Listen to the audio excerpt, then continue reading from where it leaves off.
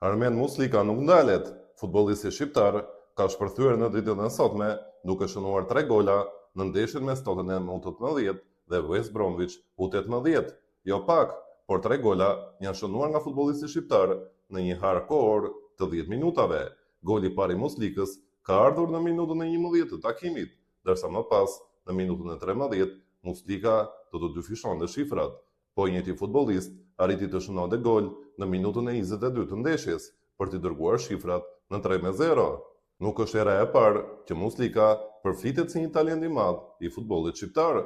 Gjithmonë kemi shkruar për të, pasi është i vetmi futbollist i cili të jep shpresën e dikurshme që krijuam mbi Armando Brojen kur ishte pjesë e të rinjve të Chelsea-t.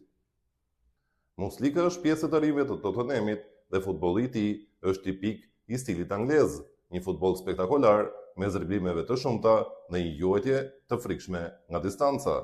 Ndërkohë, dashuria e tij për Shqipërinë është e madhe, teksa aktualisht Muslika është pjesë e Shqipërisë U17 me shiritin e kapitenit. Patjetër që në ndeshjet miqësore të qershorit, Shqipëria duhet ta marrë këtë lojtar në organik.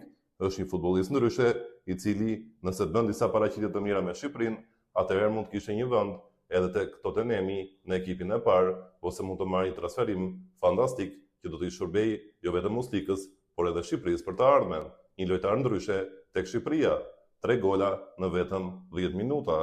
Ky është Armen Muslika, një Armando Broja i ri, i cili po vjen nga kampionati anglez dhe do të çuditësi të gjithë shqiptarët.